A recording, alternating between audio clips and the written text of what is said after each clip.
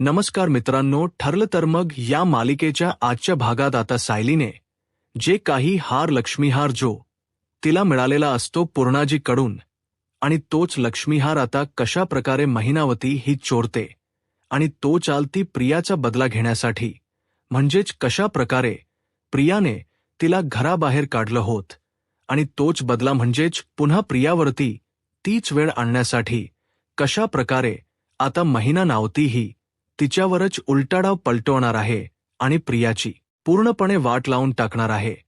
तर आता जेव्हा सगळ्यांनाच म्हणजेच अर्जुनला प्रियाच्या रूममध्ये तो हार मिळणार, तेव्हा आता कशा प्रकारे प्रियाला अर्जुन, साहिली आणि घरातले सगळेजण पोलिसांच्या ताब्यात देणार आहे, तेवढ्यातच रविराज देखील येऊन कसा त्या बाबतीत न्याय करणार। प्रियाला आता कलून लावल्यानंतर अश्विन समोर प्रियाच सत्य कस येणार आहे, म्हणजेच प्रिया ही चोर आहे हे सगळेजण अश्विनला कस भासून देणार आणि प्रियाना पोलिसांच्या ताब्यात देणार, हे सगळे आपल्याला आजच्या या भागात पाहायला मिळेल। त्यामुळे व्हिडिओ अगदी शेवटपर्यंत नक्कीच बघा। तर मित्रांनो, आतापर्यंत आपण मालिकेत पाहिलं होतं की आपली सगळ्यांची आवडती पूर्णाजी ही मालिकेत आहे आणि तिने खरंतर सायलीसाठी एक छानसा सुंदरसा असा दागिना तिला लक्ष्मी पूजनाचा देण्याचा ठरवलेला आहे, म्हणजेच दरवर्षीप्रमाणे सायलीला घराची सून, लाडकी सून म्हणून तिला ते दागिना मिळणार असतो। परंतु हे सगळं होत असताना प्रियाला दागिना मिळत नाही, म्हणून अश्विन आणि प्रिया यांची चांगली फडफड होताना दिसते, कारण की साहिली जे करते ते ती डिझर्व ते हे सगळं कल्पना आणि पूर्णाजी हे प्रियाला बोलून दाखवतात, तू फक्त आमची फसवणूक केलीस आणि तू जर फसवणूक केली नसतीस तर तुलाही तो मान मिळालाच असता, परंतु आता तुला हा मान मिळाला नाही, कारण की सायली, आमची सायलीच आमच्यासाठी सगळं काही आहे असं ते दाखवून देतात। त्यानंतर मग आता इथे खरंच तर सायलीला खूप आनंद होतो। लक्ष्मी पूजनाच्या दिवशी पूजा झाल्यानंतर पूर्णाजी म्हणजेच पूजा सुरू व्हायच्या आधीच पूर्णाजी सायलीला तो हार देतात आणि मग तो हार आता घातल्यानंतर सायलीला खरंतर जरा जडजड वाटत असतं, कारण की तिला त्या दागिन्यांची इतक्या हेवी वाल्या सवय नसते। त्यामुळेच आता सायली विचार करते की हा दागिना आहे ना मी काढून ठेवते, म्हणजेच माझा हार म्हणजे कसं आहे ना, मला थोडं काम करायला बरं पडेल, म्हणजे जेवण वगैरे बनवण्यासाठी, म्हणून ती तो हेवी जो हार असतो तो हार पूर्णाजीने दिलेला काढून ती एका स्टडी रूमच्याच बाजूला टेबल असतो तिथे ठेवून देते आणि मग तो हार ती ठेवून पुन्हा एकदा जेवणासाठी विमलताई बरोबर मदत करायला येते। मग त्याच वेळेला या दरम्यानच पूर्णाजी आणि साहिली हे दोघ, पूर्णाजी आणि साहिली एकमेकींशी बोलत असतात आणि त्यानंतर मग सगळे जेवण वगैरे आटोपलेले असते। सायलीच सगळेजण कौतुक करत म्हणतात की वाह, खूप सुंदर छान जेवण बनवलं होतं। त्याचप्रमाणे मैनावती आणि सदाशिव दोघजणही तिचं कौतुक करत असतात की खरंच खूप खूप छान जेवण बनवलं होतं। अशा प्रकारे आता जेव्हा तीच कौतुक होत असतं, तेव्हा मात्र पुन्हा एकदा प्रियाचा जळफळाट होत असतो।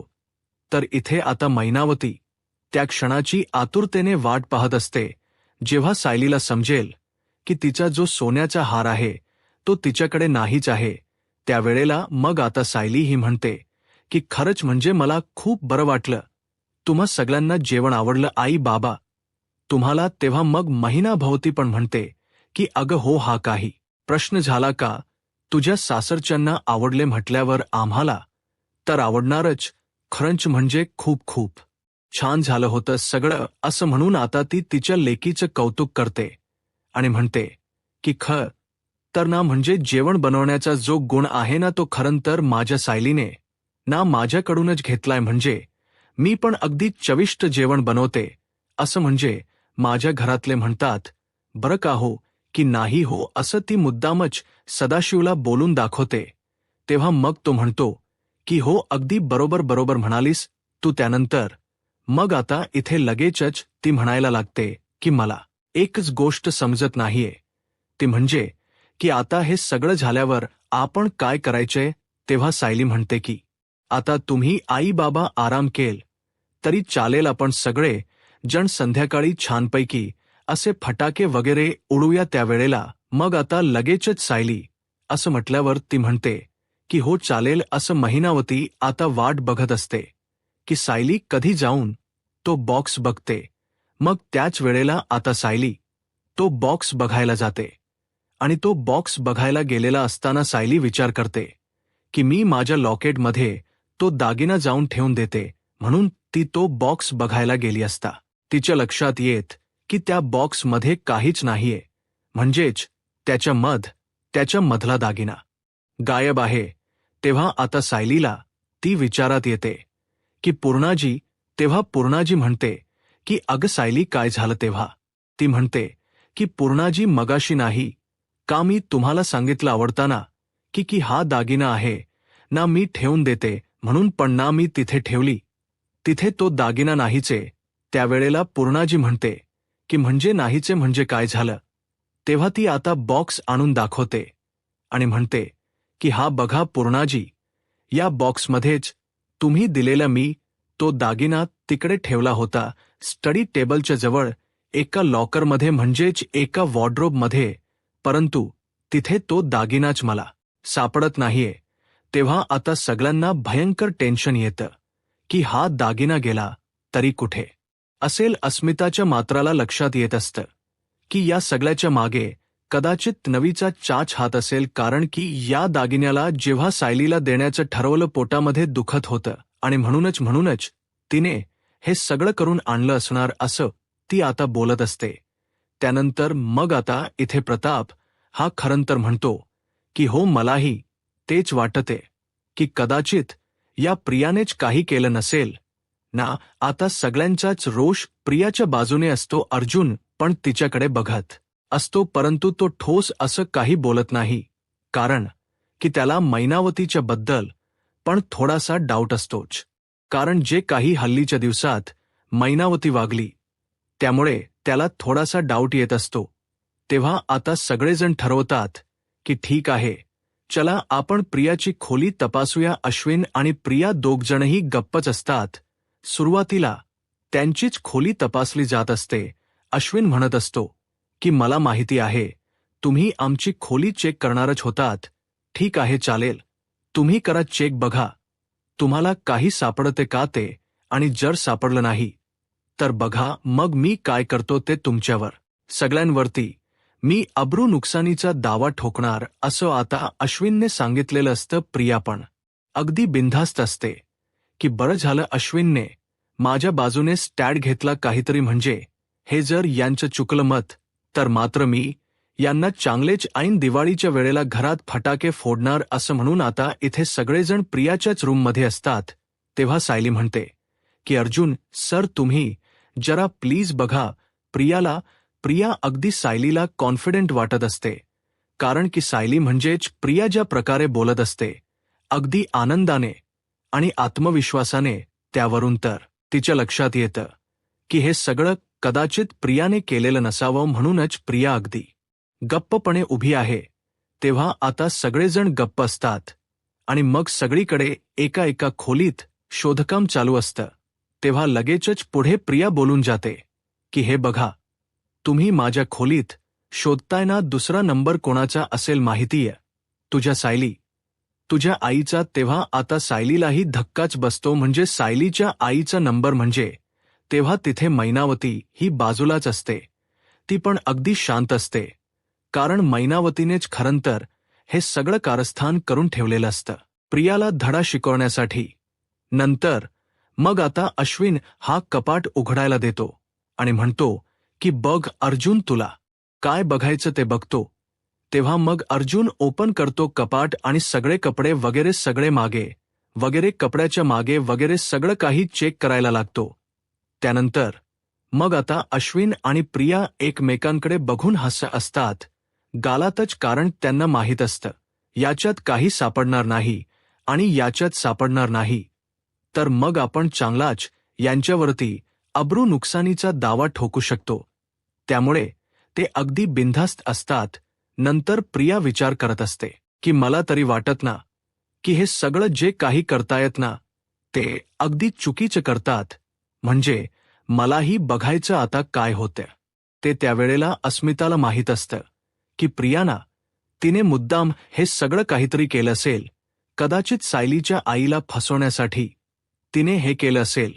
तर असा विचार डोक्यात येत असताना तिथे अर्जुनला तो हार सापडलेलाच असतो. तोही प्रियाच्याच रूममध्ये.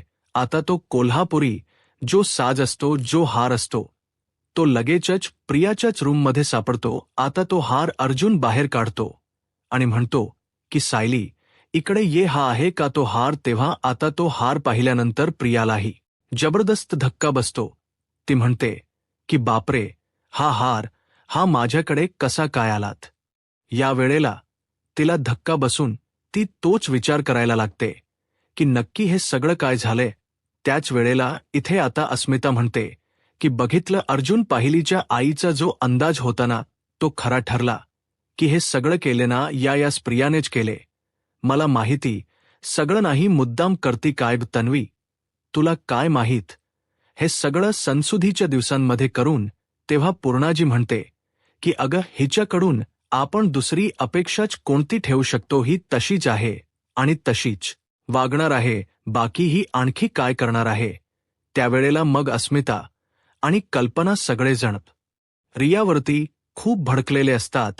अगं, तुला हार मिळाला नाही तर तो तू कमवून दाखवायला हवा होतास ना, आमचा विश्वास जिंकून. हे असं चोरीमारी करून काय होणार होतं? अश्विन म्हणतो की नाही, मला तर वाटतं ना की कोणीतरी ना हिला फसवलंय. म्हणजे हिच्या कपाटामध्ये ना मुद्दाम कोणीतरी हार आणून ठेवलाय. आता प्रताप म्हणतो की काय अश्विन, आता तू पण या तन्वी सारखाच बोलायला लागलायस का? अरे, एकेकाळी आम्हाला तू खूप छान वाटायचास, म्हणजे कॉमन विचार असायचे तुझे, साधा होतास. पण आता असे वेडेवाकडे विचार तुझ्या डोक्यातून येतात.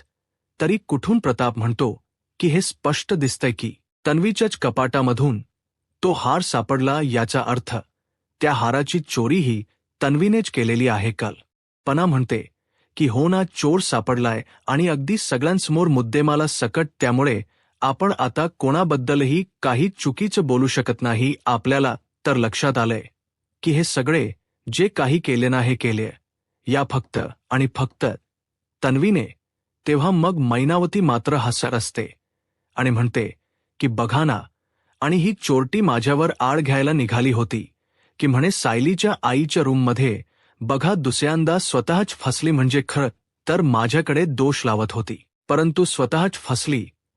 आता मैनावती तिच्याकडे हसत हसत बघून बोलत असते. मैनावतीच जे काही बोलणं असतं ते पाहून प्रियाच्या लक्षात आलेलं असतं की कदाचित हा सगळा जो काही डाव आहे ना, हा तिच्या आईने म्हणजेच मैनाबाईने आखलेला असेल. कारण की मैनाबाई ही अशीच आहे. शेराज शवाशेर. प्रियाच्या लक्षात आलेलं असतं की ही माझी आई आहे, शेवटी माझ्यासारखीच वागणार. म्हणूनच मला वाटत की हिने मला अडकवण्यासाठी हे सगळं खरंतर केलं असेल. तर गणसाली किंवा बाकीच्या घरातलं कोणी असं करणार नाही. या घरात असे माझ्यासारखे आहेत दोन नमुने, ते म्हणजे हे माझे वडील आणि आई. तेव्हा मग कल्पना म्हणते की सॉरी, माफ करा महिनाताई, कारण तुम्हाला ही प्रिया असं बोलून दाखवत होती. तेव्हा मग ती म्हणते की नाही, काहीच हरकत नाही, ठीक आहे, तुम्ही काही विचार करू नका. चुकीचं म्हणजे ठीक आहे. आता चोराची चोरी तर पकडली गेली ना, मग तुम्ही कसलाही विचार करू नका. मला काहीही वाईट वाटलेलं नाही. मला फक्त इतकाच आनंद झालाय की माझ्या सायलीचा हार परत मिळालाय. तेव्हा सायली खरंतर खुश होते, परंतु एका बाजूला प्रियाला बघून तिला रागही येत असतो. सायली आता आईला म्हणते की आई, तू ठीक आहेस ना? तुला काही वाईट नाही ना वाटलं? तेव्हा मग ते म्हणतात की नाही, अजिबात नाही. शेवटी सदाशिव आणि मैना हे रियासारखेच लोस्ट असतात. त्यांना जरी आड केला तरी काहीच वाटत नसतं. ते गपचूप असतात, कारण प्रियानेच नाही तर हे सगळं तिनेच घडवून आणलेलं असतं. नंतर मग प्रिया म्हणते की ही ना, हे सगळं या बाईने मुद्दाम घडवून आणलंय. मला वाटतंय अहो पूर्णा, मला वाटतं की हे ना, हे सगळं सालीच्या आईने घडवून आणलंय माझ्या बाबतीत. कारण माहिती आहे ना तुम्हाला, मी त्यांना घराच्या बाहेर काढत होती. त्यांचं सगळं सत्य मी सगळ्यांसमोर आणणार ना, म्हणून ह्यांनी हे सगळं केलं असणार, मला माहिती आहे ना, मुद्दाम करतात. हे सगळं मुद्दाम केलं असणार, हे सगळं. तेव्हा मग आता प्रियाला सायली म्हणते की तुझं तोंड बंद कर. सगळं तुझी चोरी पकडली गेली बोलल्यावर तू हे सगळं बोलायला तयार होतीस. मला माहिती आहे प्रत्येक वेळेला ना प्रिया, जेव्हा तुझी चोरी पकडली गेली ना, दुसऱ्या वेळेला तू हे सगळं स्वतः बोलूनच दाखवलस. म्हणजे तुझ्या तोंडून तू कबूल करून दाखवलं आहेस की हे जे सगळं काही घडतंय ना, ते दुसऱ्यामुळे घडतंय. आणि ही तुझी आजची नाही, जुनी कोड आहे. आम्हाला चांगलंच माहिती आहे की तुझ्यावरती जेव्हा आलं तू दुसऱ्याच्या अंगावर झटकायला टाकणार, हे नक्कीच. त्यावेळेला मग आता लगेचच त्यावर पूर्णाजी बघत म्हणते की मला तरी वाटते की हे सगळं ना मुद्दाम नवीनच केलं असणार आहे. तिला कधीही सायलीचा आनंद बघवत नाही ना, म्हणून तेव्हा लगेचच प्रिया म्हणायला लागते की नाही, असं अजिबातच नाहीये. मला हा हार कशाला हवा होता, आणि तसाही हा जुना पद्धतीचा पारंपरिक हार कशासाठी हवाय मला. मला तर छान हवं असेल तर डायमंडचे नेकलेस वगैरे मी माझ्या नव्याकडून घेईन ना, दिवाळीचा पाडवा म्हणून. हे कशासाठी? आता इथे अश्विनी तिच्याकडे बघतच राहतो. म्हणजे इतकं सगळं होऊनही या प्रियाला दागिन्यांची हवा आहे. सगळ्यांसमोर ती सिद्ध दाखवतेच करून. तेव्हा लगेचच सायली म्हणते की हे बघ प्रिया, तुझं हे ना सगळी नाटकी बंद कर. सणासुदीच्या दिवसांमध्ये घरात हे त्रास आम्हाला अजिबात आवडणार नाहीये. त्यामुळे तू ही सगळी नाटक बंद कर. आता पोलीसही बोलावलेले असतात, त्यामुळे प्रियाची आता पूर्णपणे भीती झालेली असते. तेवढ्यातच रविराज आणि प्रतिमा आलेले असतात, कारण की सायलीने पूजेसाठीच, म्हणजेच लक्ष्मी पूजनाच्या पूजेनंतर रविराज आणि प्रतिमा यांना बोलावलेलं असतं. त्यावेळेला ते दोघजणही येतात आपल्या घरची पूजा आटपून. तेव्हा दोघजण आल्यानंतर खरंतर त्यांना पूर्णाला भेटण्यासाठी बोलावलेलं असतं. परंतु त्यांना घरात असा गडबड गोंधळ पाहून जरा शंकाच येते की काय झालंय. तन्वीने केलेली नाही कारण, आणि ज्या प्रकारे चेहरे तन्वी अगदी आनंदाने उभी होती, ज्या प्रकारे ती व्यवस्थित उभी होती, याचा अर्थ की तन्वीने ही चोरी केलीच नसणार. जर ती तो हार शोधत असताना काही तिला वाटलं असतं तर तिने त्यावेळेला आम्हाला तिथे शोधण्यापासून अडवलं असतं. अर्जुनला आता पक्क कळलेलं असतं की चोरी ही तन्वीने केलेलीच नाहीये खरंतर, पण हे सगळं कोणी नक्की घडवलं हे अर्जुनला शोधायचं असतं. आणि त्याच्या मागेच तो विचार करत असतो की नक्कीच काहीतरी. म्हणून आता रविराजला पोलिसांना बोलवण्यापासून अर्जुन अडवतो आणि म्हणतो की एक मिनिट सिनियर, मला ना जरा बघू दे की नक्की काय आहे ते. त्यानंतर रविराज आता अश्विनला म्हणतो, अश्विन, अरे आता तरी तुझ्या लक्षात येते का काय घडतंय ते? तू ज्या मुलीची साथ देतोय, इतके सगळेजण तिच्या विरोधात असतानाही तू त्या मुलीची साथ देतोय, जी मुलगी चोर आहे. आणि इतकं सगळेजण बोलतायत, तुझी स्वतःची आजी, घरातली एक व्यक्ती तिच्या विरोधात उभी आहेत, तरीही तू तिच्या बाजूने का आहेस? मला एकच गोष्ट कळते. आता प्रतिमा पण चिडलेली असते. ती म्हणते की प्रिया, हे तुला शोभत नाही. ऐन दिवाळी सणाच या वेळेला घरामध्ये अशी चोरी करणं, घरात जय लक्ष्मी आहे त्या लक्ष्मीची चोरी करणं हे कितपत योग्य वाटते? असे संस्कार ना तुला मी अजिबात दिलेले नाहीत. प्रतिमा सरळच म्हणते की रविराज, आता मला तुमचं बोलणं पटते ही ना? तन्वी आपली मुलगी नाहीच मुळात, खरं तर ही दुसरीच कोणीतरी आहे असं मला वाटते. असं आता ती बोलून दाखवते. खरतर तिकडे मैनाबाई असते. मैनाबाई सगळं काही ऐकत असते. ऐन दिवाळीच्या वेळेला आता सायलीने, प्रियाने अगदी घरातलं वातावरण खराब करून टाकलेलं असतं. त्यानंतर मग कल्पनाही म्हणते की हो, आता किती काही झालं ना तरीही यात नवीवर आमचा अजिबातच विश्वास बसणार नाही. कुठेतरी असं वाटत होतं की अश्विन बरोबर बोलत असेल तर, परंतु आज पक्क झालं की हा जे काही अश्विन बोलतोय त्यात आम्ही विश्वास ठेवू शकणार नाही, कारण ही तन्वी कुठल्याही तराला जाऊन काहीही करू शकते. तर इकडे आता मैनाबाईला मात्र खूप आनंद झालेला असतो की सगळ्या बाजूनेच प्रियाची वाट लागलेली असते. त्यानंतर मग आता इथे सदाशिवराव म्हणत असतात की अगं महिने, हे सगळं जे काही झालंय ते तू केलंस ना. तेव्हा मैनावतीला माहीत असलं की हे सगळं तिनेच केलंय. त्यानंतर मग आता इथे हे सगळं होत असताना मैनावती म्हणत असते की थांब, मी आता जाऊन तिला भेटते. तेव्हा त्या प्रिया तिच्या रूममध्येच असते. मैनाबाई आल्यानंतर तिचं तोंड फुगतं. प्रिया तिला म्हणते की बोला, तुम्हीच केलत ना हे सगळं. तेव्हा ती म्हणते की हो, मीच केल हे सगळं. आता मी तुझ्या समोर कबूल करते. आणि काय ग, तुला काय वाटलं त्या दिवशी? तू आम्हाला हाताला धरून घराबाहेर काढत होतीस आणि आता आम्ही गप्प बसू? अजिबात नाही. मी तर अजिबात गप्प बसणार नाही. तू कालची पोरगी आहे.